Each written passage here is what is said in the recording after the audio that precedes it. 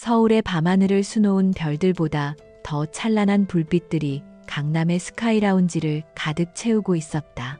넥서스 홀딩스의 창립 10주년 기념 파티는 대한민국의 정재계를 움직이는 인물들로 인산인해를 이루었다. 그 중심에는 젊은 총수 강민준이 서 있었다. 완벽하게 재단된 톰 포드 슈트는 그의 넓은 어깨와 단단한 체구를 더욱 돋보이게 했고, 날카로운 턱선과 깊은 눈매는 32이라는 나이가 믿기지 않을 정도의 무게감을 풍겼다. 그의 곁에는 아내 윤서연이 한 폭의 그림처럼 서 있었다. 우아한 실루엣의 샴페인 골드 드레스는 그녀의 하얀 피부와 긴 목선을 강조했고, 입가에 걸린 부드러운 미소는 사교계의 여왕이라는 별명에 걸맞은 품위를 보여주었다. 두 사람은 서로의 허리를 감싸 안은 채 쏟아지는 플래시 세례와 축하 인사 속에서 완벽한 부부의 모습을 연기하고 있었다. 그들은 모두가 부러워하는 젊고 부유하며 성공한 한 쌍이었다. 강 대표님, 윤 이사님, 정말 잘 어울리십니다. 선남선녀가 따로 없군요. 한 중년의 정치인이 넉살 좋게 웃으며 다가와 말을 건넸다. 민주는 부드러운 미소로 화답하며 잔을 부딪혔다. 과찬이십니다, 의원님. 와주셔서 영광입니다. 그의 목소리는 낮고 안정적이었으며 듣는 이에게 신뢰감을 주었다. 서연 역시 우아하게 고개를 숙이며 감사를 표했다. 두 사람의 호흡은 마치 오랫동안 연습한 듀엣처럼 완벽하게 맞아떨어졌다. 하지만 그들의 손이 맞닿는 순간 민주는 아주 미세하고 차가운 감각을 느꼈다. 서연의 손끝은 얼음장처럼 차가웠고 그의 손을 잡는 그녀의 악력에는 어떠한 온기도 담겨 있지 않았다. 그것은 연기가 아닌 진심이 담긴 접촉에서만 느낄 수 있는 온기의 부재였다. 사람들의 눈이 없는 찰나의 순간 두 사람의 시선이 허공에서 부딪혔다. 서연의 눈에는 의례적인 미소만이 담겨 있었고 민준의 눈에는 누구도 읽을 수 없는 깊은 심연이 자리하고 있었다. 파티가 무르익어 갈수록 민준을 찾는 사람들의 발길은 끊이지 않았다. 그는 거대한 제국의 황제처럼 자신에게 쏟아지는 수많은 찬사와 아첨 그리고 은밀한 제안들을 능숙하게 받아넘겼다. 그의 머릿속은 수백 개의 변수와 복잡한 이해관계를 계산하는 슈퍼컴퓨터처럼 쉴 새 없이 돌아가고 있었다. 겉으로는 여유로운 미소를 잃지 않았지만 그의 내면은 이미 이 화려한 파티장을 떠나 차가운 전략과 냉정한 현실을 마주하고 있었다. 잠시 사람들의 시선에서 벗어난 발코니 서연이 샴페인 잔을 들고 서 있는 민준의 곁으로 다가왔다. 오늘 컨디션 좋아 보이네. 연설도 훌륭했고. 그녀의 목소리는 비서가 상사에게 업무 보고를 하듯 건조했다. 민주는 서울의 야경을 내려다보며 나지막이 대답했다. 당신도 아름다웠어. 모두가 당신에게서 눈을 떼지 못하더군. 칭찬이었지만 그 안에는 어떠한 감정도 실려 있지 않았다. 두 사람 사이에는 침묵이 흘렀다. 그 침묵은 단순한 말의 부재가 아니었다. 그것은 지난 3년간의 결혼 생활 동안 쌓여온 수많은 감정의 퇴적물이었다. 정략으로 맺어진 관계, 서로의 필요에 의해 유지되는 파트너십, 사랑이라는 단어는 애초에 존재하지 않았다. 하지만 민주는 최소한의 신뢰와 존중은 지켜져야 한다고 믿었다. 넥서스 홀딩스라는 거대한 배를 함께 이끌어가는 동반자로서의 의무.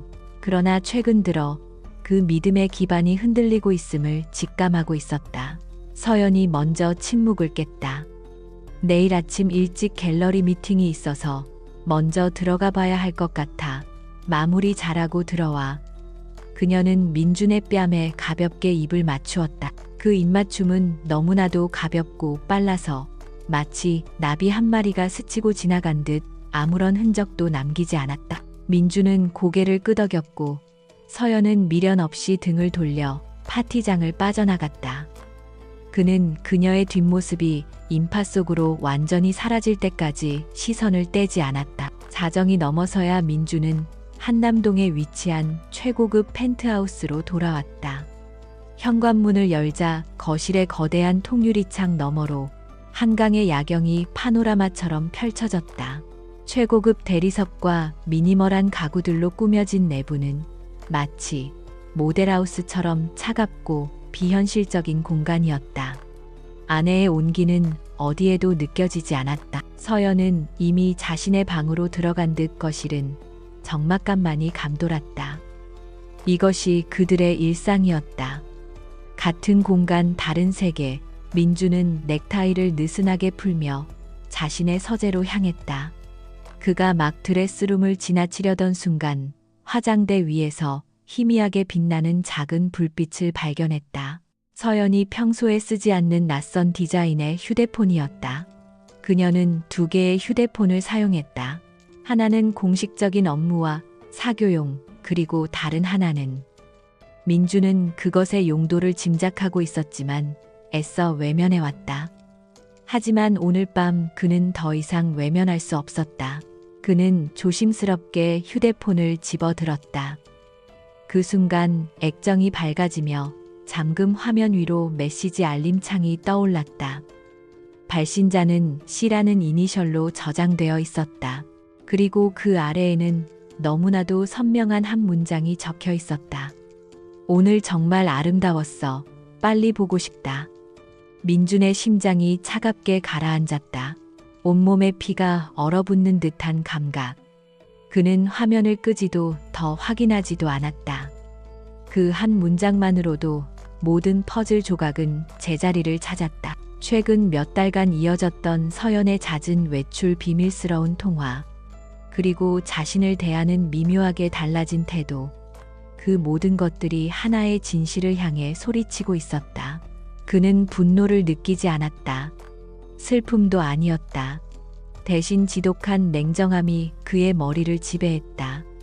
이것은 단순한 외도가 아니었다. 아내의 배신, 그 이상의 의미를 담고 있는 사건이었다. 그의 머릿속에서 수많은 가능성과 시나리오가 번개처럼 스쳐 지나갔다. C 과연 누구일까? 그의 사업적 감각과 동물적인 직감이 한 사람을 지목했다. 그의 유일한 적수, 호시탐탐 넥서스를 노리고 있는 태강그룹의 최진환. 서연과 최진환은 대학 동문이었고 사교계에서 몇 번 마주친 적이 있었다. 그때마다 최진환이 서연에게 보내던 노골적인 시선을 민주는 기억하고 있었다. 만약 그 C가 최진환이라면 이것은 개인적인 배신을 넘어 넥서스 홀딩스의 존립을 위협하는 거대한 음모의 시작일 수 있었다. 민주는 조용히 휴대폰을 원래 자리에 내려놓았다. 아무것도 보지 못한 사람처럼, 아무 일도 없었던 것처럼 지금 당장 서연을 추궁하고 모든 것을 끝내버릴 수도 있었다. 하지만 그는 그런 어리석은 선택을 할 남자가 아니었다. 감정에 휘둘려 판을 망치는 것은 아마추어나 하는 짓이었다. 그는 프로였고 철저한 전략가였다. 상대가 칼을 뽑았으니 그는 더 크고 날카로운 칼을 준비해야 했다. 그리고 그 칼을 언제 어떻게 휘두를지 결정하는 것은 오롯이 그의 몫이었다. 그는 자신의 서재로 들어가 문을 잠갔다. 방음벽으로 둘러싸인 공간은 외부의 모든 소음을 차단했고 오직 그의 숨소리만이 낮게 울렸다. 책장을 밀자 숨겨진 벽이 나타났고 그 안에는 최첨단 보안 시스템으로 관리되는 작은 비밀 공간이 있었다. 그곳은 그의 진짜 전쟁 지휘소였다. 벽면을 가득 채운 모니터에는 수많은 데이터와 정보들이 실시간으로 업데이트되고 있었다. 그는 의자에 깊숙이 몸을 묻고 눈을 감았다. 윤서연의 얼굴이 떠올랐다. 야망으로 가득 찬 눈, 항상 계산적인 미소. 그녀는 넥서스의 안주인이 되는 것을 원했고 그는 자신의 제국을 지켜줄 아름다운 트로피가 필요했다. 서로의 이해관계가 맞아떨어진 완벽한 비즈니스 파트너. 그는 그녀의 야망을 탓하지 않았다. 하지만 그녀는 넘지 말아야 할 선을 넘었다. 파트너의 등에 칼을 꽂는 행위는 어떤 이유로도 용납될 수 없었다. 특히 그 칼이 자신의 가장 큰 적과 연결되어 있다면 더욱더. 몇 시간 동안 그는 미동도 없이 앉아 있었다. 머릿속에서는 격렬한 전쟁이 벌어지고 있었다. 적의 의도를 분석하고 가능한 모든 시나리오를 시뮬레이션하며 최적의 대응 전략을 수립했다. 분노와 배신감이라는 감정의 불순물은 모두 걸러내고 오직 차가운 이성과 냉철한 판단력만이 남았다. 그는 이미 몇 수 앞을 내다보고 있었다. 윤서연과 최진환이 짜놓은 판 위에서 그는 그들 자신도 모르는 새로운 판을 설계하기 시작했다. 동이 트기 시작할 무렵 창밖이 희미하게 밝아왔다. 민주는 마침내 자리에서 일어났다. 그의 눈은 밤을 새운 사람이라고는 믿기지 않을 만큼 맑고 단호한 빛을 띠고 있었다.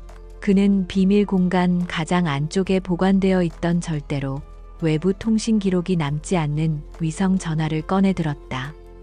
그리고 익숙한 번호를 눌렀다. 길지 않은 신호음 끝에 차분하고 부드러운 여성의 목소리가 들려왔다. 네, 저예요. 목소리에는 졸음기 하나 섞여 있지 않았다. 마치 그의 전화를 기다리고 있었다는 듯이 민주는 잠시 숨을 고른 뒤 그동안 누구에게도 들려주지 않았던 가장 깊고 부드러운 목소리로 입을 열었다. 그의 목소리에는 그동안 감춰왔던 미세한 균열과 인간적인 고뇌가 담겨 있었다. 지수야, 나다. 그의 말에 수화기 너머의 여인은 조용히 그의 다음 말을 기다렸다. 민주는 창밖으로 펼쳐진 서울의 풍경을 바라보았다. 거대한 도시가 잠에서 깨어나고 있었다. 이제 곧 새로운 하루가 시작될 것이고 아무도 모르는 거대한 전쟁의 서막이 오를 것이다. 그는 더 이상 망설이지 않았다. 그의 목소리는 이전보다 한층 더 단단해져 있었다. 미안하지만 계획을 조금 앞당겨야 할 것 같아. 이제 시작해야겠어. 그의 선언과 함께 배신으로 시작된 밤은 복수를 향한 결의로 막을 내리고 있었다. 다음 날 아침 강민주는 어젯밤의 폭풍 같은 감정을 완벽하게 숨긴 채 식탁에 앉았다. 그의 얼굴에는 피곤한 기색 하나 없었으며 오히려 평소보다 더 정돈되고 침착해 보였다. 하우스키퍼가 준비한 간단한 아메리칸 스타일의 아침 식사 너머로 윤서연이 값비싼 실크 가운 차림으로 앉아 있었다. 그녀는 태블릿 PC로 해외 미술 시장 동향을 확인하며 무심하게 포크를 움직였다. 두 사람 사이에는 대화가 없었고 오직 식기가 부딪히는 차가운 소리만이 넓은 다이닝룸을 채웠다. 오늘 오후에 인사동 갤러리 대표랑 미팅이 있어. 아마 조금 늦게 들어올 거야. 서연이 먼저 입을 열었다. 그녀의 시선은 여전히 태블릿에 고정되어 있었다. 민주는 커피잔을 내려놓으며 부드럽게 미소 지었다. 그래, 중요한 미팅인가 보네. 잘하고 와. 그의 목소리에는 조금의 의심이나 가식도 섞여 있지 않은 듯했다. 그 완벽한 연기의 서연은 잠시 고개를 들어 그를 바라보았지만 그의 평온한 눈빛에서 아무것도 읽어내지 못하고는 다시 시선을 돌렸다. 민주는 그녀의 모든 것을 꿰뚫어 보고 있었다. 그녀의 거짓말, 그녀의 불안감, 그리고 그녀의 탐욕까지도. 하지만 그는 아무것도 모르는 남편의 역할을 충실히 수행했다. 지금은 때가 아니었다. 뱀을 잡으려면 굴 전체를 파악해야 하고 거대한 성을 무너뜨리려면 가장 약한 기둥부터 공략해야 했다. 감정을 앞세우는 것은 패배로 가는 지름길이라는 것을 그는 너무나도 잘 알고 있었다. 그의 냉정함은 타고난 것이기도 했지만 수많은 비즈니스 전쟁터를 거치며 단련된 생존 본능이기도 했다. 넥서스 홀딩스 본사 40층 대표이사실에 도착한 민준의 눈빛은 아침과는 완전히 달라져 있었다. 부드러운 미소는 사라지고 제국의 지배자다운 날카롭고 냉철한 기운이 그를 감쌌다. 그는 비서에게 모든 약속을 취소하라고 지시한 뒤 내부 인터폰으로 한 사람을 호출했다. 김 실장, 지금 내 사무실로. 잠시 후 단단한 체격에 좀처럼 표정을 읽을 수 없는 중년의 남자가 소리 없이 들어와 그의 앞에 섰다. 그는 넥서스의 그림자, 민준의 수족이자 가장 신뢰하는 정보 책임자인 김진우 실장이었다. 민주는 긴 설명 없이 책상 위에 있던 작은 USB 하나를 그에게 건넸다. 어젯밤 내 집에서 발견된 물건이요. 윤서연 이사가 사용하는 세컨드 폰으로 추정돼. 해킹은 불필요해.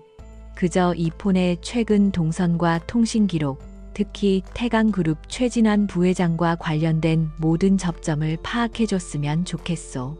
단 절대 기록에 남지 않게, 그리고 누구도 알아채지 못하게. 그의 지시는 짧고 명료했다. 김 실장은 아무것도 묻지 않고 USB를 받아들었다. 그는 주군의 의도를 파악하는데 긴 설명이 필요 없는 사람이었다. 알겠습니다, 대표님. 김 실장이 나가고 민주는 거대한 통유리창 앞에 서서 서울의 전경을 내려다보았다. 저 아래 수많은 빌딩 숲속에서 보이지 않는 전쟁이 벌어지고 있었다. 기술과 자본 정보와 인맥이 총동원되는 현대의 전쟁터. 그는 이 전쟁터의 가장 높은 곳에 서 있었지만 가장 은밀한 곳에서 날아온 화살에 심장을 위협받고 있었다. 최진환, 이름만 들어도 입안이 썩다. 아버지의 비열한 방식을 그대로 물려받아 비즈니스를 게임처럼 여기는 오만한 남자. 그는 반드시 최진환의 숨통을 끊어놓아야 했다. 김 실장의 보고는 예상보다 빨랐다. 불과 몇 시간 만에 그의 개인 단말기로 암호화된 파일이 전송되었다. 파일 내용은 민준의 예상을 한치도 벗어나지 않았다. 윤서연은 갤러리가 아닌 청담동의 한 오피스텔로 향했다. 그 오피스텔은 태강그룹이 자금 세탁용으로 사용하는 페이퍼 컴퍼니 명의로 임차된 곳이었다. 그리고 지난 한 달간 넥서스 홀딩스의 핵심 기술인 차세대 AI 반도체 관련 RD 서버의 정체를 알 수 없는 외부 접속 시도가 있었고 그 IP 주소의 발원지 역시 바로 그 오피스텔이었다. 퍼즐 조각이 완벽하게 맞춰졌다. 이것은 단순한 불륜 관계를 이용한 스캔들 공작이 아니었다. 넥서스의 심장을 훔치기 위한 치밀하게 계획된 산업 스파이 행위였다. 윤서연은 단순한 공범이 아니라 적진 깊숙이 심어진 트로이의 목마였다. 민주는 차오르는 분노를 억누르며 심호흡을 했다. 그는 아내의 야망을 과소평가했고 최진환의 비열함을 얕보았다. 하지만 이제 모든 것이 명확해졌다. 적의 목표와 수단, 그리고 그 중심에 있는 연결고리까지.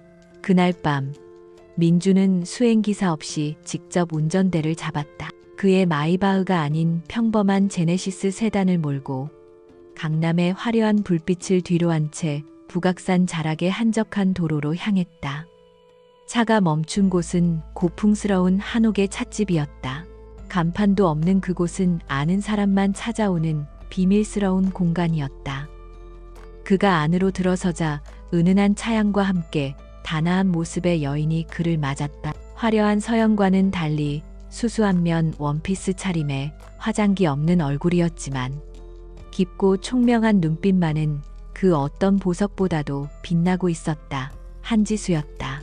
왔어요. 지수는 조용히 미소 지으며 그를 안쪽의 작은 방으로 안내했다. 방 안에는 따뜻한 찬물이 담긴 다기가 정갈하게 놓여 있었다. 민주는 무거웠던 갑옷을 벗어 던진 듯 긴장이 풀리는 것을 느꼈다. 이 공간, 그리고 이 사람 앞에서만큼은 그는 넥서스의 강민준 대표가 아닌 인간 강민준으로 돌아갈 수 있었다. 그는 지수가 따라주는 따뜻한 차를 한 모금 마셨다. 씁쓸하면서도 깊은 향이 그의 속을 달래주었다. 기다리게 했군. 언제나처럼요. 지수의 대답은 담담했다. 두 사람의 관계는 연인이라고 하기에는 너무나도 깊고 동지라고 하기에는 애틋했다. 그들의 인연은 10년 전 지수의 아버지이자 민준에게는 스승과도 같았던 한상진 회장의 장례식장에서 시작되었다.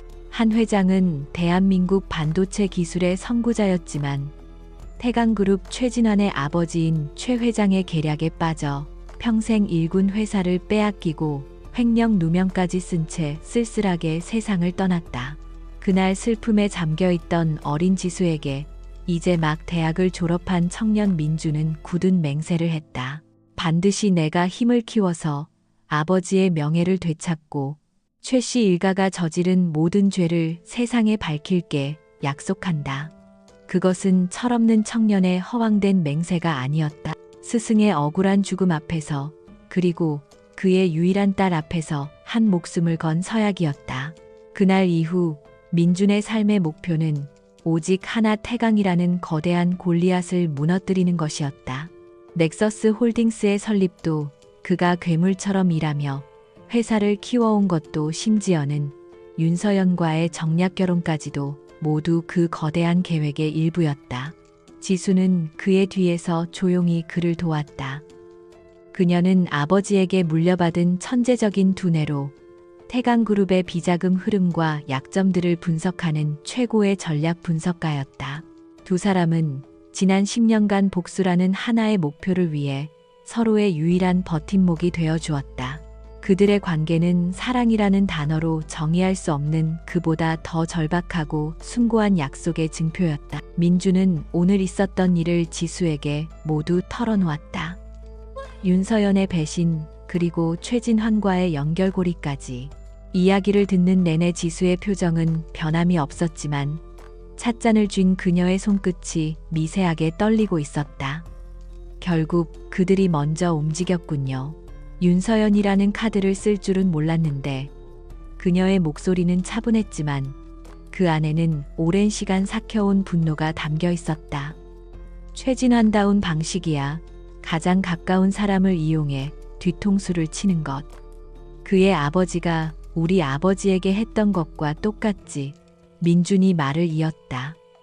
그들이 노리는 건 우리 회사의 프로젝트 제우스야. 그 기술만 손에 넣으면 태강은 단숨에 차세대 반도체 시장을 장악하게 될 테니 윤서연은 그 대가로 넥서스의 경영권 일부나 막대한 부를 약속받았겠지. 그는 씁쓸하게 웃었다. 어쩌면 내가 너무 안일했는지도 몰라. 그녀의 야망을 이용할 수 있다고 생각했지만 결국 그 야망에 발목을 잡힐 뻔했으니 지수는 고개를 저었다. 아니에요. 이건 기회예요.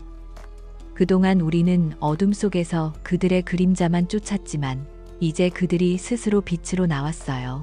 함정을 파고 기다릴 필요도 없이 먼저 우리에게 와준 거죠. 그녀의 눈빛이 날카롭게 빛났다. 그들이 가장 방심하고 있을 때 우리가 가진 모든 카드를 꺼내서 단숨에 끝내야 해요. 그녀는 자리에서 일어나 방 한쪽에 있던 족자를 내렸다. 그 뒤에는 태강그룹의 복잡한 지배 구조와 비자금 흐름, 그리고 최 씨 일가와 얽힌 모든 인물 관계도가 빽빽하게 그려져 있었다. 10년간의 집념이 만들어낸 결과물이었다. 두 사람은 밤이 깊어가는 줄도 모르고 마지막 전략을 세웠다. 지수가 수집한 태강의 비리 증거와 민준이 앞으로 확보할 최진환과 윤서연의 산업 스파이 혐의 증거. 이 두 가지가 합쳐지면 태강이라는 제국을 뿌리부터 흔들 수 있는 강력한 무기가 될 터였다. 민주는 더 이상 흔들리지 않았다. 아내의 배신에 대한 개인적인 감정은 복수라는 거대한 대회 앞에 사소한 것이 되었다. 그는 이제 억울하게 쓰러져간 스승의 명예를 걸고 10년간 준비해온 전쟁의 마침표를 찍어야 했다. 찻집을 나서는 그의 발걸음은 그 어느 때보다 무거웠지만 동시에 비장한 결의로 가득 차 있었다. 한지수와의 만남 후 며칠간 세상은 폭풍 전야처럼 고요했다. 강민주는 매일같이 회사에 출근해 업무를 보았고 윤서연은 갤러리 운영과 사교 활동에 전념했다. 두 사람의 펜트하우스에는 여전히 냉기류가 흘렀지만 겉으로 보기에는 아무런 문제가 없는 듯했다. 그러나 민주는 알고 있었다. 이것은 결코 평화가 아니라는 것을. 거대한 파도가 해안을 덮치기 직전 바닷물이 잠시 뒤로 물러나는 것과 같은 기만적인 고요함일 뿐이었다. 폭풍은 월요일 아침 증권시장이 개장하자마자 몰아닥쳤다. 대한민국에서 가장 악명 높은 온라인 연예 매체 디스패치 코리아의 팝업 창이 모든 직장인의 모니터를 점령했다. 단독 넥서스 홀딩스, 강민준 대표 수백억 원대 비자금 조성 및 횡령 의혹 기사는 충격적이었다. 교묘하게 조작된 은행 거래 내역서, 존재하지 않는 페이퍼 컴퍼니의 등기부 등본, 그리고 전직 재무팀 직원이라는 익명의 제보자의 인터뷰까지 모든 것이 강민준을 겨냥하고 있었다. 기사는 순식간에 모든 포털 사이트의 메인을 장식했고 넥서스 홀딩스의 주가는 개장과 동시에 수직으로 곤두박질쳤다. 불과 1시간 만에 시가총액 수조 원이 증발했다. 회사 로비는 진실을 요구하는 기자들로 아수라장이 되었고 이사진과 주주들의 항해 전화가 빗발쳤다. 넥서스 창립 이래 최악의 위기였다. 그러나 이것은 시작에 불과했다. 최진환이 준비한 공격은 한 번으로 끝나지 않는 파상 공세였다. 점심시간이 되기도 전에 두 번째 기사가 터져 나왔다. 이번에는 그의 사생활을 겨냥한 것이었다. 충격 포착, 강민준 대표 미모의 여성과 심야의 미래. 기사에는 며칠 전 민준이 북악산 찻집에서 한지수와 만나는 모습이 담긴 파파라치 사진이 여러 장 실려 있었다. 교묘한 각도와 어두운 조명 속에서 두 사람이 차를 마시며 대화를 나누는 모습은 영락없는 연인들의 미래처럼 보였다. 아내 윤서연 이사가 그룹을 위해 헌신하는 동안 강 대표는 다른 여성과 부적절한 관계를 가져왔다는 식의 악의적인 해설이 덧붙여졌다. 여론은 순식간에 최악으로 치달았다. 유능하고 반듯한 이미지의 젊은 경영자는 하루아침에 회사 돈을 횡령하고 아내를 배신한 파렴치한으로 전락했다. 횡령 의혹은 법적 다툼의 여지라도 있었지만 불륜 스캔들은 그의 도덕성에 치명타를 입혔다. 사람들은 진실 여부와 상관없이 자극적인 가십에 열광했고 그를 향한 비난의 목소리를 높였다. 최진환의 전략은 정확했다. 대중은 이성보다 감정에 쉽게 휘둘린다는 점을 교묘하게 파고든 것이다. 이 모든 상황의 중심에서 윤서연은 완벽한 피해자를 연기했다. 그녀는 기자들 앞에 창백하고 슬픔에 잠긴 얼굴로 나타나 드릴 말씀이 없습니다. 지금은 저도 너무 혼란스럽습니다. 라는 말만 남긴 채 황급히 자리를 피했다. 그녀의 연약한 모습은 대중의 동정심을 자극했고 강민준을 향한 분노에 기름을 부었다. 그날 오후 긴급 소집된 이사회에서 그녀는 눈물을 흘리며 남편에 대한 실망감과 배신감을 토로했다. 태강그룹과 내통하고 있는 몇몇 이사들은 이때다 싶어 민준의 경영 능력과 자질을 문제 삼으며 그의 퇴진을 강력하게 요구했다. 민준은 사방에서 날아드는 화살을 온몸으로 맞고 있었다. 그의 편은 아무도 없는 듯했다. 평소 그를 따르던 임원들조차 불안한 눈빛으로 서로의 눈치만 살피고 있었다. 그러나 그의 표정은 놀라울 정도로 평온했다. 그는 자신을 비난하는 이사들의 말을 묵묵히 들었고 서연의 눈물 연기에도 미동조차 하지 않았다. 그의 침묵은 어떤 이에게는 굴복으로 어떤 이에게는 오만함으로 비쳤지만 그 누구도 그의 진짜 속내를 읽지는 못했다.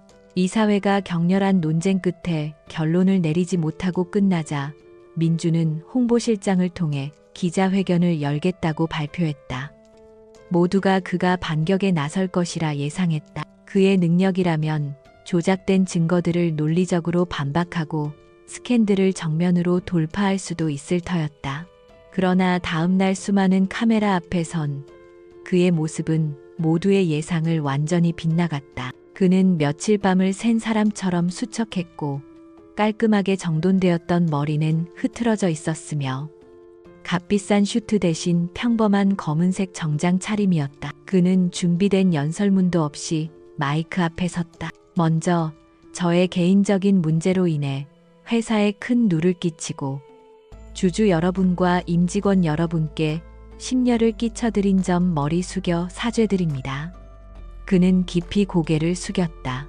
플래시가 미친 듯이 터져나왔다. 그는 불륜 스캔들에 대해 해명하지 않았다. 대신 사적인 문제라고만 언급하며 더 이상의 논란을 피했다. 그리고 횡령 의혹에 대해서는 충격적인 발표를 이어갔다. 저는 오늘부로 대표이사로서의 모든 경영 일선에서 물러나겠습니다. 그리고 회사와는 별개로 외부의 독립적인 회계법인을 통해 제기된 모든 의혹에 대해 강도 높은 감사를 받겠습니다. 한 점의 의혹도 남지 않도록 모든 것을 투명하게 공개하고 수사에 성실히 임하겠습니다. 그의 목소리는 지쳐 있었지만 내용은 단호했다. 그는 싸우는 대신 스스로 무장해제를 선택한 것이다. 기자회견장은 술렁였다. 강민준의 시대가 이렇게 허무하게 끝나는 것인가? 그는 마치 모든 것을 포기한 패배자처럼 보였다. 같은 시각 태강그룹 최진환 부회장은 자신의 사무실에서 대형 스크린으로 기자회견을 지켜보며 만족스러운 미소를 짓고 있었다. 강민준의 무너진 모습은 그에게 최고의 희열을 선사했다. 꼴 좋군. 천재인 척은 혼자 다 하더니 결국 별 수 없는 놈이었어. 그는 옆에 서 있던 윤서연의 어깨를 감싸 안으며 샴페인을 터뜨렸다. 서연 씨, 당신의 연기는 아카데미 여우주 연상감이었어. 이제 넥서스는 우리 거야. 서연 역시 긴장이 풀린 듯 그의 품에 안기며 요염하게 웃었다. 그들은 자신들의 승리를 의심하지 않았다. 그들은 강민준이라는 사람을 너무도 몰랐다. 강민준에게 후퇴는 패배가 아니라 더 높이 뛰어오르기 위한 움츠림이었다. 그가 대중 앞에서 보인 무너진 모습은 철저하게 계산된 연기였다. 적을 안심시키고 방심하게 만들어 가장 깊은 함정으로 유인하기 위한 미끼였다. 그가 경영 일선에서 물러나겠다고 선언한 순간부터 그의 진짜 전쟁은 시작된 것이었다. 그는 이제 회사의 대표가 아닌 자유로운 사냥꾼이 되어 적의 심장을 노릴 수 있게 되었다. 기자회견이 끝나고 텅 빈 펜트하우스의 서재로 돌아온 민준의 눈빛은 더 이상 패배자의 그것이 아니었다. 그의 눈은 먹잇감을 포착한 맹수처럼 차갑고 예리하게 빛나고 있었다. 벽면의 모니터들은 쉴 새 없이 돌아가고 있었다. 폭락한 넥서스의 주식을 비정상적으로 매집하는 해외 법인들의 자금 흐름, 최진환과 윤서연의 통신 기록, 그리고 태강그룹의 내부 정보망까지 그의 지휘소는 그 어느 때보다 활발하게 움직이고 있었다. 그는 보안 회선을 통해 지수에게 전화를 걸었다. 그녀의 목소리는 조금 걱정스러웠다. 괜찮아요. 너무 무리하는 것 아니에요. 민주는 피식 웃었다. 그 웃음에는 일말의 피로감도 섞여 있지 않았다. 사냥개가 사냥감을 눈앞에 뒀는데 힘들 리가 있나? 그들이 미끼를 물었어. 지금쯤 승리의 샴페인을 터뜨리며 축배를 들고 있겠지. 자신들이 이미 내 그물 안에 들어온 줄도 모르고. 그의 목소리는 낮고 차분했지만 그 안에는 서늘한 복수심이 불타오르고 있었다. 이제부터야 그들이 축제를 벌이는 동안 우리는 조용히 사냥을 시작한다. 민주는 10년간 준비해온 태강그룹 비리 파일을 화면에 띄웠다. 이제 방어는 끝났다. 피비린내 나는 반격의 시간이 다가오고 있었다. 세상은 강민준을 잊은 듯했다. 기자회견 이후 그는 공식 석상에서 완전히 자취를 감추었다. 그의 펜트하우스는 불이 꺼져 있었고 넥서스 홀딩스는 전문 경영인 체제로 비상 운영되고 있었다. 사람들은 그가 충격으로 칩거에 들어갔거나 혹은 해외로 도피했을 것이라고 수군거렸다. 그의 이름은 서서히 대중의 관심에서 멀어져 갔고 그 자리는 새로운 승리자인 최진환과 윤서연의 차지였다. 그들은 언론과 사교계를 장악하며 넥서스를 향한 공세를 늦추지 않았다. 최진환은 주주들을 설득하며 노골적으로 경영권 인수를 시도했고 윤서연은 남편에게 상처받은 비련의 여주인공으로서 이사회의 동정표를 얻어내며 내부에서 그를 도왔다. 그들은 자신들의 승리가 시간 문제라고 확신했다. 강민준이라는 거대한 산을 넘었다는 오만함에 빠져 자신들의 발밑에서 거대한 지각 변동이 일어나고 있다는 사실을 전혀 감지하지 못했다. 그들은 사냥이 끝났다고 생각했지만 진짜 사냥은 이제 막 시작되고 있었다. 같은 시각 서울의 한 낡은 인쇄공장 지하.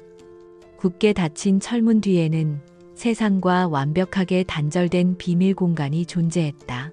수십 개의 모니터와 서버가 쉴 새 없이 돌아가고 벽면에는 복잡한 다이어그램과 인물 관계도가 빽빽하게 붙어 있었다. 이곳이 바로 강민준의 전쟁 지휘소, 그의 조용한 반격을 이끄는 심장이었다. 패배자의 모습은 온데간데 없는 민준은 날카로운 눈빛으로 모니터를 응시하고 있었고 그 옆에는 한지수가 냉철한 표정으로 데이터를 분석하고 있었다. 김진우 실장은 묵묵히 그들의 지시를 수행하며 외부와의 모든 통신을 책임졌다. 민준은 패배를 연기하는 동안 시간을 벌었다. 적들이 축배를 들며 방심한 사이 그는 수년간 심어놓은 자신의 사람들을 움직이기 시작했다. 첫 번째 카드는 금융계의 전설이라 불리는 은퇴한 펀드 매니저 미다스의 손 장호준이었다. 과거 민준의 도움으로 큰 위기를 넘겼던 그는 민준의 은밀한 요청에 기꺼이 응했다. 그의 임무는 넥서스의 주식을 비정상적으로 매입하는 유령 법인들의 자금 흐름을 역추적하여 그 배후에 태강그룹이 있다는 것을 증명하는 것이었다. 강 대표 이놈들 아주 교묘하게 돈 세탁을 했더군. 조세 피난처에 세운 페이퍼 컴퍼니를 수십 개나 거쳤어. 하지만 꼬리가 길면 잡히는 법이지.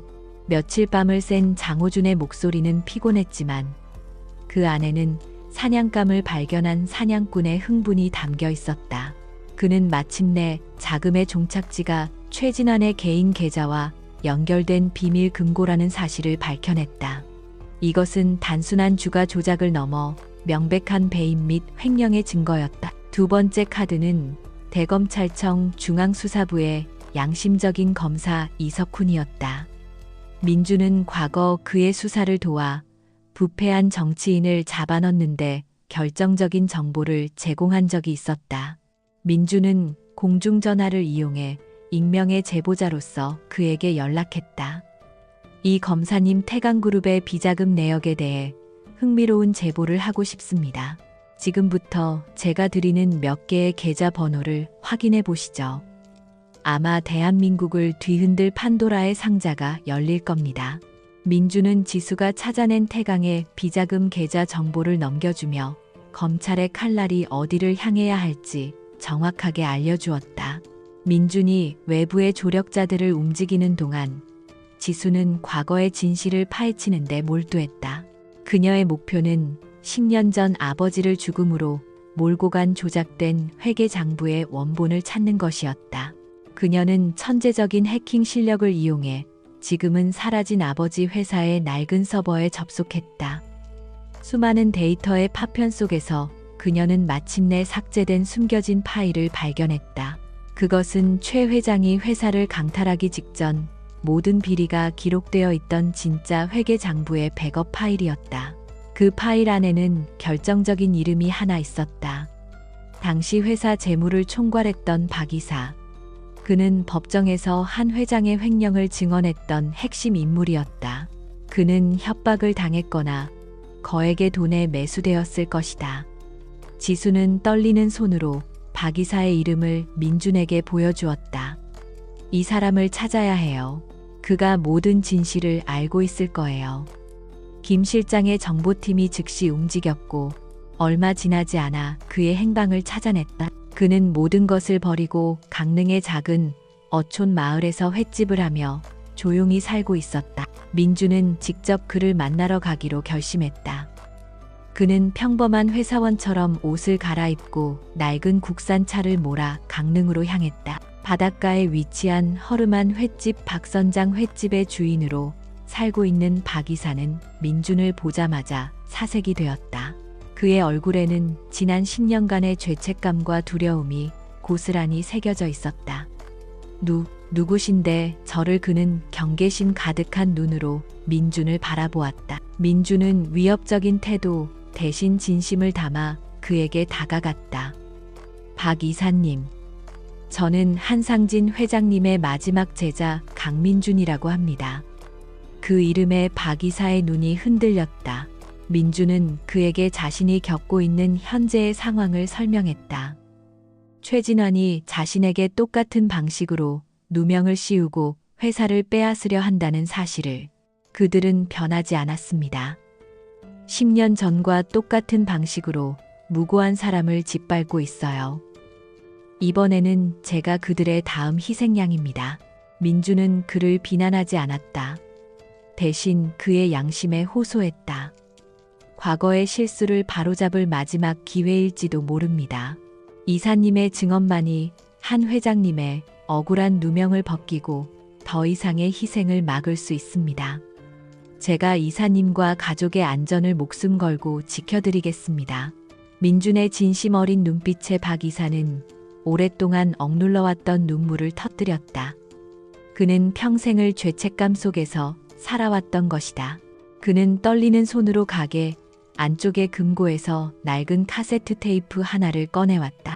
이것은 10년 전 최 회장이 저를 협박하며 거짓 증언을 강요했을 때 몰래 녹음해둔 것입니다. 언젠가 진실을 밝힐 날이 올까봐 간직해왔지만 보복이 두려워 용기를 내지 못했습니다. 테이프 안에는 박 이사의 가족을 해치겠다는 최 회장의 섬뜩한 협박과 거짓 증언의 대가로 거액의 돈을 약속하는 내용이 생생하게 담겨 있었다. 과거와 현재를 잇는 결정적인 증거, 스모킹 건이었다. 비밀 지휘소로 돌아온 민준의 손에는 대한민국을 뒤흔들 폭탄이 들려 있었다. 최진환의 현재 범죄 증거들과 그의 아버지로부터 시작된 과거의 원죄를 증명할 물증까지 모든 준비는 끝났다. 지수는 민준이 가져온 녹음 파일을 확인하며 조용히 눈물을 흘렸다. 그것은 슬픔의 눈물이 아닌 10년간의 한을 풀어낼 희망의 눈물이었다. 민준은 모든 증거 자료가 정리된 거대한 상황판 앞에 섰다. 이제 판은 짜였어. 그의 목소리는 얼음처럼 차가웠지만 그 안에는 뜨거운 불꽃이 타오르고 있었다. 내일 장군을 부른다. 마침내 길고 길었던 반격의 서막이 끝나고 심판의 날이 밝아오고 있었다. 강민준이 소집한 긴급 이사회 통보에 넥서스 홀딩스 전체가 술렁였다. 안건은 회사의 향후 리더십에 관한 중대 발표. 모두가 이것이 그의 공식적인 사임 발표가 될 것이라고 확신했다. 최진환은 대리인을 통해 확보한 지분으로 당당히 이사회의 참관인 자격으로 참석하겠다는 의사를 밝혔고, 윤서연은 이미 차기 경영 체제에 대한 구상을 끝마친 상태였다. 그들에게 이날은 강민준의 시대가 막을 내리고 자신들의 시대가 열리는 대관식과도 같았다. 결전의 날 넥서스 홀딩스 40층 이사회 회의실에는 폭풍 전에 팽팽한 긴장감이 감돌았다. 최진환의 편에 섰던 이사들은 노골적으로 승리감에 도취된 표정이었고, 민준을 지지했던 소수의 이사들은 침통한 얼굴로 침묵을 지켰다. 잠시 후 회의실 문이 열리고 최진환과 윤서연이 나란히 들어섰다. 두 사람은 마치 개선 장군처럼 당당했고 서로를 바라보는 눈빛에는 승리에 대한 확신이 가득했다. 회의실의 모든 공기가 그들의 발 아래 엎드리는 듯했다. 회의 시작, 시각, 정각. 마침내 강민준이 모습을 드러냈다. 그러나 그의 모습에 회의실에 있던 모든 사람들의 눈이 커졌다. 기자회견 때의 초췌하고 무너진 모습은 온데간데 없었다. 완벽하게 재단된 다크네이비 슈트는 그의 다부진 체격을 더욱 돋보이게 했고, 흐트러짐 없이 정돈된 머리와 날카롭게 빛나는 눈빛은 사임하는 패배자가 아닌 전쟁을 지휘하는 장군의 위용을 뿜어내고 있었다. 그는 천천히 회의실을 가로질러 상석에 앉았다. 그가 자리에 앉는 순간 회의실의 공기가 뒤바뀌었다.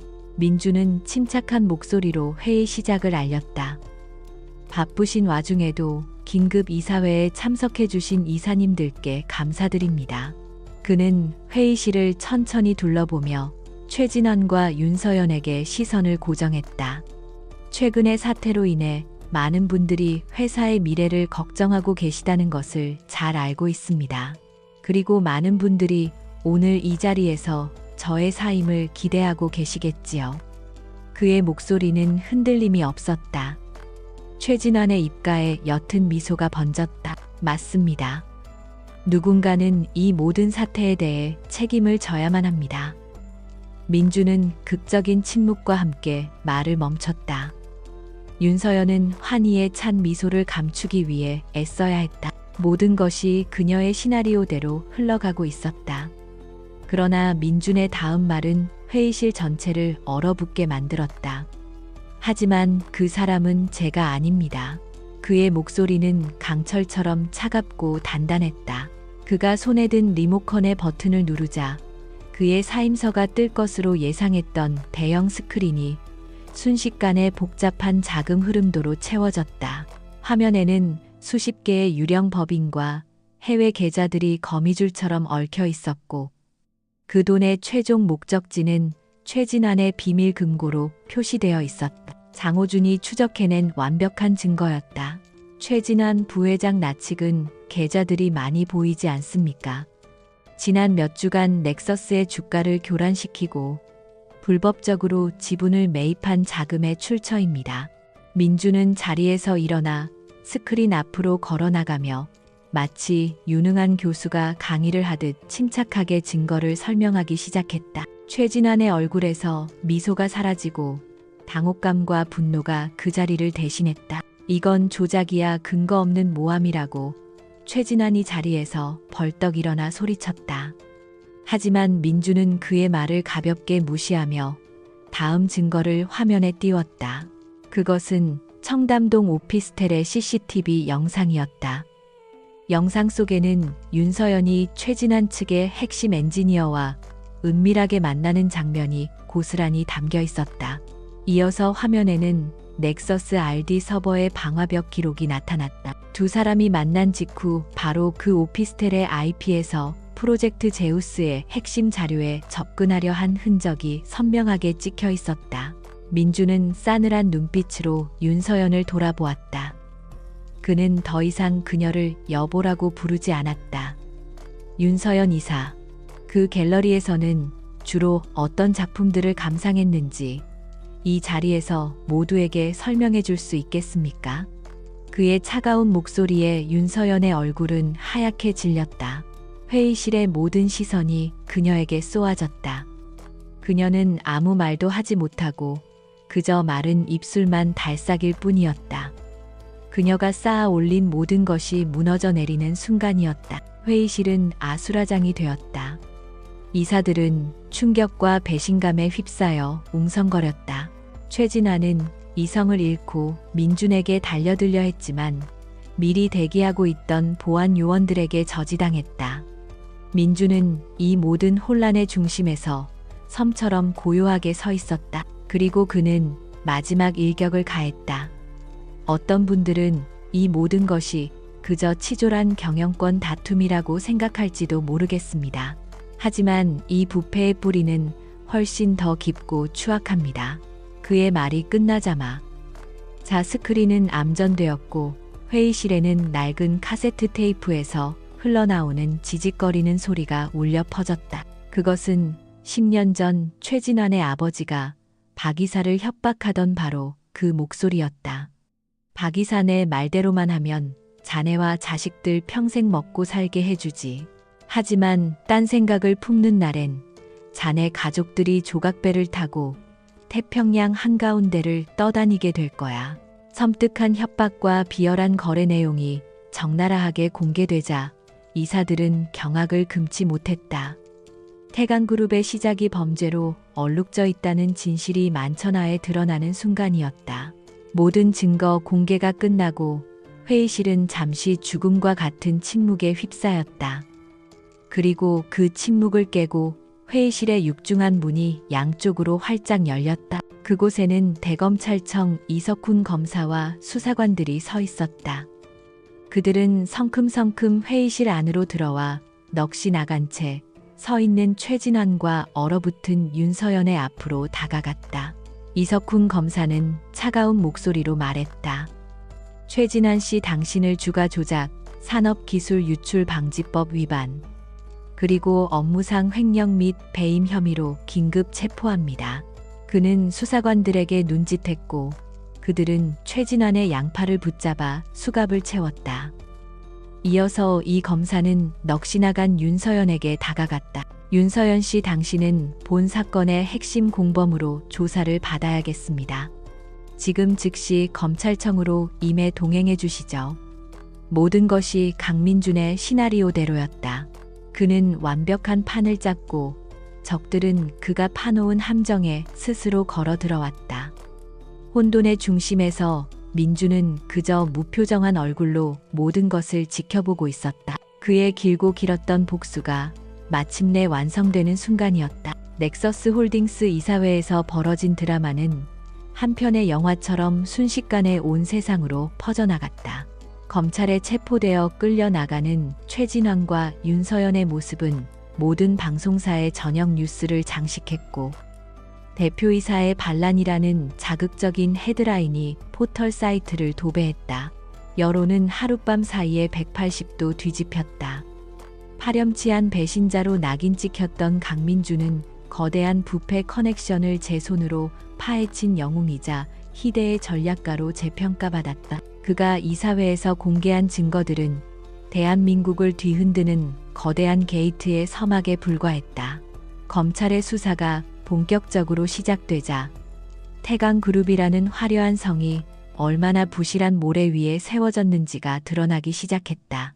최진환 일가의 수십 년에 걸친 분식회계 정관계로비, 불법 자금 조성 등의 혐의들이 양파 껍질처럼 벗겨져 나왔다. 강민준이 던진 작은 돌멩이 하나가 거대한 눈사태를 일으킨 것이다. 태강그룹의 몰락은 처참했다. 총수의 구속과 함께 그룹의 신용등급은 바닥으로 추락했고 주가는 연일 폭락하며 휴지 조각이 되어갔다. 은행들은 앞다투어 대출금을 회수하기 시작했고 수많은 협력업체들이 계약을 파기했다. 한때 재계 서열 10위권을 넘보던 거대 제국은 불과 며칠 만에 공중분해될 위기에 처했다. 거짓과 탐욕으로 쌓아 올린 성은 이토록 허무하게 무너져 내렸다. 반면 넥서스 홀딩스의 주가는 연일 상한가를 기록하며 이전의 손실을 모두 회복하고도 남을 만큼 치솟았다. 위기는 오히려 기회가 되었다. 사건의 핵심 참고인이자 피해자인 민준은 검찰청에 출두했다. 그는 수사에 필요한 모든 자료를 제출하고 자신이 아는 모든 것을 막힘없이 진술했다. 조사를 마치고 복도를 나서던 중 그는 다른 조사실에서 나오는 최진환과 마주쳤다. 수의를 입은 그는 며칠 사이에 폭삭 늙어버린 모습이었다. 한때 세상을 다 가진 듯 오만했던 눈빛은 사라지고 패배감과 증오만이 남아있었다. 강민준. 최진환은 이성을 잃고 그에게 달려들려 했지만 교도관들에게 제지당했다. 그는 짐승처럼 으르렁거리며 소리쳤다. 네가 이겼다고 생각하지 마. 내가 여기서 나가면 넌 내 손에 죽을 줄 알아. 민주는 그런 그를 경멸이나 동정이 아닌 그저 무감정한 눈빛으로 바라보았다. 그는 조용히 입을 열었다. 내가 목 갈살이 떠니 바라는데 그의 목소리는 차가웠지만 그 안에는 10년의 세월이 담긴 무게가 실려 있었다. 넌 아직도 이게 경영권 다툼으로 보이나? 그는 최진환의 귀에만 들릴 정도로 나지막하게 속삭였다. 이건 비즈니스가 아니야. 심판이지. 10년 전 내 아버지가 한상진 회장님께 무슨 짓을 했는지 기억하나? 이건 그 죗값이야. 한상진이라는 이름이 나오는 순간 최진환의 눈이 경악으로 물들었다. 그는 그제야 깨달았다.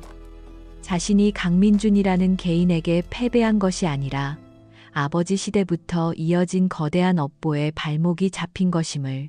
민준은 더 이상 아무 말 없이 그를 지나쳐 조사실을 나섰다. 그것이 두 사람의 마지막 대면이었다. 집으로 돌아온 민준을 기다리고 있는 것은 또 다른 과거의 잔재였다. 보석으로 풀려나 가택연금 상태에 있던 윤서연. 그녀는 텅 빈 거실 소파에 인형처럼 앉아 있었다. 화려했던 그녀의 모습은 온데간데 없고 절망과 공허함만이 남아 있었다. 그녀는 민준을 보자마자 원망 섞인 목소리로 물었다. 왜 나한테까지 이렇게 잔인해야만 했어? 우리가 부부였잖아. 민준은 그녀를 차갑게 내려다보았다. 부부 우리의 관계가 언제부터 그런 이름으로 불릴 자격이 있었지. 그는 테이블 위에 차가운 서류 봉투 하나를 올려놓았다. 이혼 서류였다. 네가 나를 배신해서가 아니야. 네가 누구의 편에 섰는지가 문제였지. 넌 돈과 권력이라는 욕망 때문에 인간으로서 넘지 말아야 할 선을 넘었어. 그는 더 이상 그녀에게 어떤 감정도 느끼지 않았다. 남은 것은 차가운 정리뿐이었다. 내 죗값은 법정에서 치르게 될 거야. 이건 내가 너에게 주는 마지막 배려다. 그는 미련 없이 등을 돌려 그 집을 그리고 그녀와의 거짓된 관계를 영원히 떠났다. 회사로 복귀한 민주는 영웅의 귀환과 같은 환대를 받았다. 직원들은 복도를 가득 메우고 그에게 박수를 보냈고 이사회는 만장일치로 그의 리더십을 재확인했다. 그는 자신을 내치려 했던 이사들을 가차없이 숙청하고 위기 속에서도 묵묵히 자리를 지켰던 충성스러운 인물들을 요직에 앉혔다. 회사는 빠르게 안정을 되찾았고 그의 리더십 아래 더욱 굳건하게 뭉쳤다. 그는 승리의 기쁨에 도취되는 대신 더욱 투명하고 윤리적인 경영을 선포하며 넥서스의 새로운 미래를 제시했다. 며칠 후 민주는 지수와 함께 경기도의 한 공원 묘지를 찾았다. 한상진 회장이 잠들어 있는 곳이었다. 민주는 그의 묘비 앞을 깨끗이 닦고 국화꽃 한 다발을 바쳤다. 지수는 아버지의 묘비 앞에 신문 하나를 펼쳐 놓았다. 일면에는 구 한상진 회장 10년 만에 누명 벗어 태강그룹의 추악한 진실 드러나라는 제목의 기사가 대서특필되어 있었다. 10년간의 맹세가 마침내 이루어지는 순간이었다. 두 사람은 아무 말 없이 오랫동안 묘비 앞에 서 있었다. 뜨거운 눈물이 지수의 뺨을 타고 흘러내렸지만 그것은 더 이상 슬픔의 눈물이 아니었다. 길고 길었던 고통의 터널을 지나 마침내 마주하게 된 해방감과 감사함의 눈물이었다. 민주는 조용히 그녀의 어깨를 감싸 안았다. 차가운 복수심으로 시작된 관계였지만 오랜 시간 함께 상처를 보듬고 같은 목표를 향해 달려오는 동안 두 사람의 마음속에는 그 이상의 감정이 자리 잡고 있었다. 사무실로 돌아온 민주는 다시 40층의 통유리창 앞에 섰다. 모든 것이 제자리를 찾았다. 회사는 위기를 극복하고 더욱 강해졌고 악인들은 심판을 받았으며 스승의 명예는 회복되었다. 치열했던 전쟁은 끝났다. 그러나 그의 시선은 여전히 먼 곳을 향하고 있었다. 그는 모든 것을 되찾았지만 이제부터 무엇을 위해 살아가야 할까? 그의 옆에는 이제 한지수라는 새로운 길이 놓여 있었다. 그 길의 끝에 무엇이 있을지는 이제 그가 스스로 찾아내야 할 몫이었다. 몇 달의 시간이 흘렀다. 대한민국을 떠들썩하게 했던 태강 게이트는 법의 엄정한 심판으로 막을 내렸다.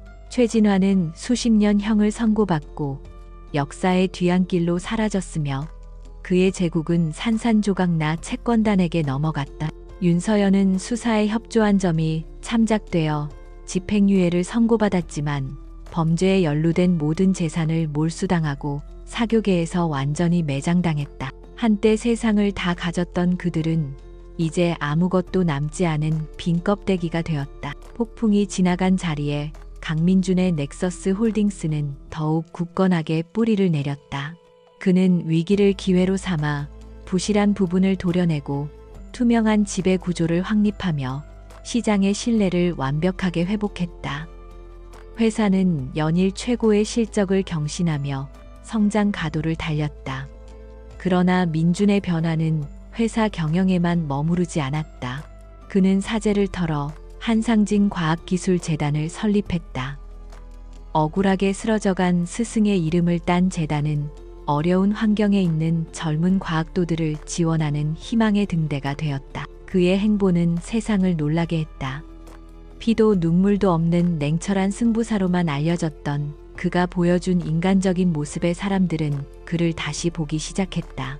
그는 더 이상 단순한 기업가가 아닌 책임감 있는 리더이자 존경받는 비전가로 거듭나고 있었다. 그의 변화의 중심에는 한지수가 있었다. 아버지의 명예가 완전히 회복되자 그녀는 오랫동안 짊어져 왔던 복수라는 무거운 짐을 내려놓을 수 있었다. 이제 그녀의 삶은 더 이상 어둠 속에 묶여 있지 않았다. 민주는 그녀에게 재단의 이사장직을 제안했다. 스승의 뜻을 기리는 가장 의미 있는 자리에 그의 딸인 지수보다 더 적합한 사람은 없다고 생각했다. 그러나 지수는 쉽게 대답하지 못했다. 그녀는 민준의 제안이 고마웠지만 한편으로는 두려웠다. 지난 10년간 그들의 관계는 오직 복수라는 하나의 목표로만 정의되어 왔다. 이제 그 목표가 사라진 지금 그들 사이에 무엇이 남을까? 그녀는 민준의 인생에 또 다른 짐이 되거나 그의 동정심에 기대어 살고 싶지 않았다. 어느 맑은 가을날 오후 두 사람은 처음 만났던 북악산의 찻집을 다시 찾았다. 예전의 긴장감과 비장함은 사라지고 창밖으로 들어오는 따스한 햇살과 은은한 차향만이 공간을 채우고 있었다. 먼저 침묵을 깬 것은 민준이었다. 아직도 대답을 듣지 못했어. 재단일 말이야. 그의 목소리는 조심스러웠다. 지수는 찻잔을 내려놓고 그의 눈을 똑바로 바라보았다. 그녀의 눈빛에는 더 이상 슬픔이나 분노가 아닌 진솔한 고민이 담겨 있었다. 두려워요. 그녀는 솔직하게 털어놓았다. 우리의 시작은 아버지의 복수였어요. 그 목표가 없었다면 우리는 이렇게까지 가까워지지 못했을지도 몰라요. 이제 모든 게 끝났는데 제가 민준 씨 옆에 있어도 되는 건지 잘 모르겠어요. 동정이나 의무감 때문에 저를 붙잡아 두려는 거라면 그러지 않았으면 좋겠어요. 그녀의 목소리는 떨리고 있었지만 눈빛만은 단호했다. 그녀는 자신만의 삶을 찾고 싶었다. 민주는 말없이 그녀의 이야기를 들어주었다. 그는 그녀의 두려움을 이해했다. 어쩌면 그 자신도 같은 고민을 하고 있었는지 모른다. 복수라는 거대한 목표를 향해 달려오는 동안 그는 자신의 진짜 감정을 들여다볼 여유가 없었다. 그는 지수의 손을 조심스럽게 잡았다. 지수 씨 말이 맞아. 우리의 시작은 복수였고 분노였고 어둠이었어. 하지만 그 어두운 시간을 함께 걸어오는 동안 나에게 유일한 빛이 되어준 사람이 누군지 알아? 그의 진심 어린 눈빛에 지수의 마음이 흔들렸다. 그건 바로 당신이었어. 당신이 없었다면 난 벌써 괴물이 되어버렸거나 모든 걸 포기했을 거야. 당신은 나에게 단순한 동지나 조력자가 아니었어. 내 인간성을 지켜준 마지막 보루였지. 그는 말을 이었다. 이젠 복수 같은 건 상관없어. 난 그냥 당신과 함께 평범한 시간을 보내고 싶어. 함께 밥을 먹고 영화를 보고 웃고 그런 사소한 일상을 당신과 함께 만들고 싶어. 이건 동정도 의무감도 아니야. 사랑이야. 사랑이라는 단어가 민준의 입에서 나온 순간 지수의 눈에서 눈물이 흘러내렸다. 10년간 단 한 번도 서로에게 꺼내지 못했던 말이었다. 그녀는 그제야 깨달았다. 복수심으로 가득했던 자신의 마음 속에도 어느새 민준이라는 사람이 깊숙이 자리 잡고 있었다는 것을. 그녀는 그의 손을 마주 잡았다. 재단 일은 다른 적임자를 찾아주세요. 대신 당신 옆에 그 자리는 제가 해도 될까요? 그녀의 대답에 민주는 세상에서 가장 행복한 미소를 지었다. 1년 후 한상진 과학기술재단의 첫 번째 장학금 수여식이 열렸다. 지수는 재단 이사장이 아닌 작은 IT 보안 컨설팅 회사를 창업하여 자신만의 길을 걷고 있었다. 그녀는 독립적인 전문가로서 넥서스 홀딩스의 든든한 파트너가 되어 주었고 민준의 곁을 지켰다. 두 사람은 더 이상 비밀스러운 찻집에서 만나지 않았다.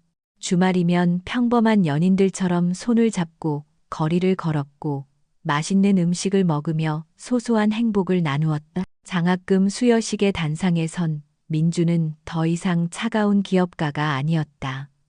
그의 연설은 비즈니스가 아닌 꿈과 희망, 그리고 두 번째 기회에 대한 이야기였다. 과거의 아픔은 우리를 더 강하게 만들고 절망의 끝에서 우리는 새로운 희망을 발견할 수 있습니다. 중요한 것은 포기하지 않는 용기입니다. 연설을 하는 내내 그의 시선은 객석에 앉아 있는 지수에게 향해 있었다. 그녀는 따뜻한 미소로 그에게 화답했다. 두 사람의 눈빛이 허공에서 마주쳤다. 그들의 미소 속에는 지난 시간의 모든 아픔과 고뇌, 그리고 그것을 이겨낸 후 찾아온 평화와 사랑이 담겨 있었다. 아내의 배신으로 시작된 지독한 겨울은 끝이 났다. 그러나 그 배신은 역설적이게도 그에게 숨겨져 있던 진정한 사랑을 찾게 해준 계기가 되었다. 강민주는 복수를 통해 과거를 바로잡았고 사랑을 통해 미래를 얻었다. 이제 그의 앞에는 차가운 전쟁터가 아닌 사랑하는 사람과 함께 걸어갈 따뜻한 내일이 기다리고 있었다.